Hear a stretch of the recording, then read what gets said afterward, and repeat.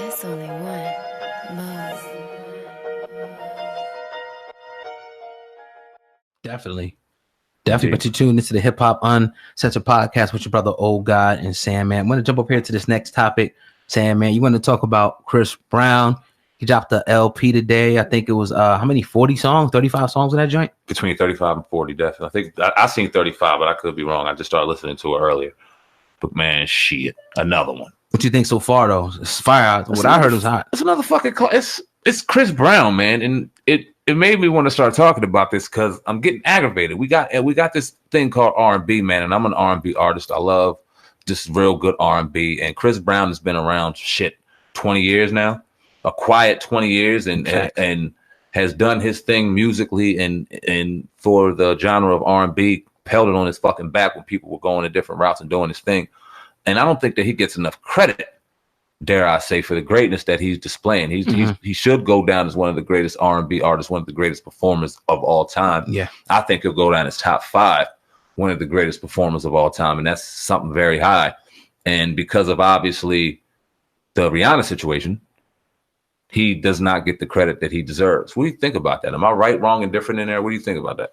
Yeah, I think that's held him back, and then a lot of the other things that he's kind of been going through with a lot of cases and a lot of allegations, but it comes with the territory. And I just think that, I'm partial. I'm biased to Chris. I love his music. I love his character as a person, even though he made some mistakes. The thing is, different is that he came in so young.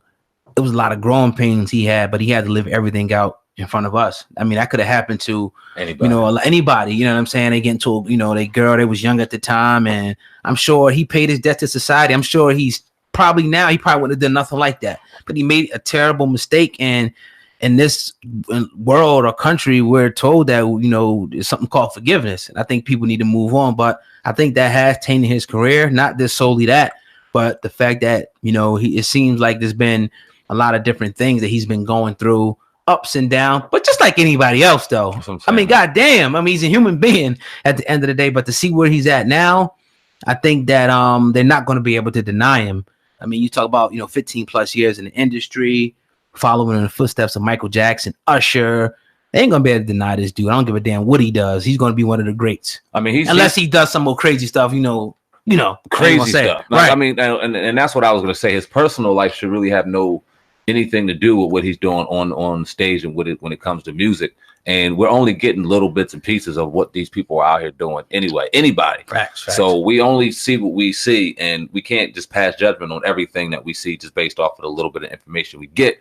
I think that it's very unfair that this brother has to continue to live under the demons that he made when he was a child. Like you alluded to, he came in a game when he was 15, 16 years old and had to live his life in front of camera, being ridiculed day in, day out, hour after hour. He paid his debt to society. He made a horrible mistake. Nobody's justifying the mistake he made as a child.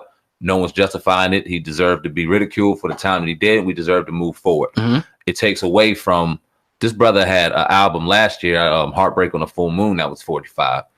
Then he drops maybe a year. It was last year. Now he drops another album a year later, 35.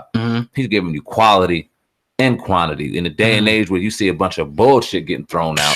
Talk about it, man. Over and over and over again. And you can't just sit back and throw on an album and just genuinely listen to it. I could genuinely listen to Heartbreak on a Full Moon. Yeah, I had my favorites, but I could sit back and listen to the whole thing and enjoy some good music. Indigo seems like it's kind of going toward the same path. He has his couple joints that he has to do for these certain demographic of people. He has the songs for these people, but you can genuinely enjoy all of the sounds that you're hearing. Right. Man, he's the bar. These motherfuckers out here giving out singles, not giving you classic albums. Look at what he's doing right now, and then look at how he's taking it on stage and performing it. Would you say there's an agenda against a brother like Chris Brown? A lot of people talk, through the years of him maybe being some type of a targeted individual, or people kind of, have just trying to kind of derail his career with different things. I mean, we've seen false allegations that came out about him that he's beaten. It just comes with territory, like I said. But do you think that he may be targeted by any chance, Chris Brown? Targeted? I don't know about targeted. I'm not sure. I don't want to say targeted. Blackballed? Yeah. I think after that situation, when he dealt with Rihanna, when he went to jail, I think it was a certain period of time where the music industry, the media did the best they could to try to get Chris Brown out of people's memories, out of their eyes, out of their ears and everything. And I think that because he was so great, not only as a musician, but just as an artiste, anytime he spoke, anytime he was on, his artistic ability just shined, whether he was drawing, whether he was doing this, and it just drew people to him. And then when he came out with his music, the shit was undeniable. And then that was kind of right into the role of social media. So I think Chris Brown, as much as he's not on social media like that, he is on social media, it helped him. You get millions of people that just go watch you and they can't shut you out. And then you can drop albums how you want. It really helped a brother like Chris Brown to where when they were trying their best to take him out, because they tried. So I would give them that target. Yeah, they tried to blackball him for sure. Right. And he fought his way out. And I still think he's continuing to try to fight his way out, because the conversation of whether or not he's overrated and underrated should not even be a question.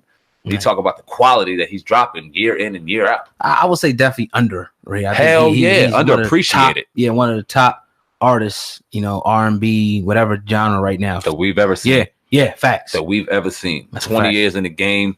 Album after album, we can't even run through the albums that he went through. Internationally known, has toured this world internationally, puts on a hell of a show. Anytime, when have you ever heard of a bad Chris Brown show? I would like to actually see him and Rihanna, get back together and do a song. That'd be crazy right now. Maybe it probably never happened, but right. I mean, I think they're both. I don't know. I know Chris Brown would do it. Rihanna, I don't know if she's beyond that point. Who knows? I don't know either one of them like that. But it would be great to see. Definitely. Yes, sir. But you're tuned into the Hip Hop Uncensored podcast with your brother, Oh God, and SamAnt. Move over here to this next story, man. A lot of developments have been coming out about Nipsey Hussle, his case. Now, witness transcripts have came out. TMZ released them. Now, a new development just came out once again, and they're saying according to grand jury testimony, the LAPD detective, claims the female getaway driver, only identified as witness number one, has been pretty much given immunity. Now, she said that she's fearing for her life and getting legitimate threats from people, and pretty much if she cooperates with the prosecution and give them everything they need, that she will pretty much, I guess, be put into witness protection, protected from any prosecution, and being protected from anybody that may want to retaliate for her aiding and abetting Eric Holder and what he did with Nipsey down there in front of the Marathon store. So to me, it was pretty crazy when I heard it. It just, it doesn't clear anything up for me. All the suspicions that we had, fogs it up even more. It fogs it up way more for them just to throw that out there. And because usually what will happen is like, let's paint a picture with me and you do it.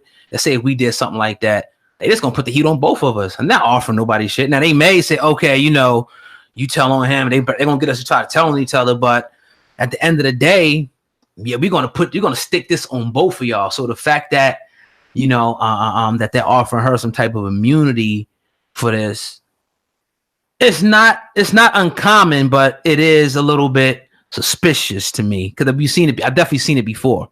Yeah, I mean, her story is weird. I mean, a lot of what she's saying you don't see on camera. She said that she rolled up, they seen Nipsey, she was excited, then they rolled back out, then he walked up, and then he walked back, and they was initially going to do a drive-by. All the shit that she was saying, and then you look at the camera footage, the way it was set up, it's like, where the fuck was the car at? I ain't see the it's just too many questions that still aren't cleared up. And the fact that you could give a driver, and at that point, when you grabbed her, she was a getaway driver. How is she not? You got guns in the whip. You got somebody that ran back, did a situation, and you took the fuck off. That's a getaway driver. Now, whether or not she was forced, whether or not she was scared, whether or not, that remains to be seen until the fucking trial concludes and we make sure that we have proper evidence to prove. If I'm sitting with you and I'm like, SamAnt, I'm like, all right, you talking about you gonna go hit a dude? I'm like, yo, I don't want to do a drive-by, but I'm just gonna take you up there. Give it accessory. Come on, man. You know what I'm saying? I'm not gonna do a drive-by, but just pull up. I'm gonna park over here. When you get done, I'm gonna speed off. I don't see nothing. Yeah, that's crazy. I don't see shit. You go ahead, get out the car. When you come back, I'm out. I don't see nothing. Right. Don't even tell me what you do. You're still an accessory. Right. Yeah.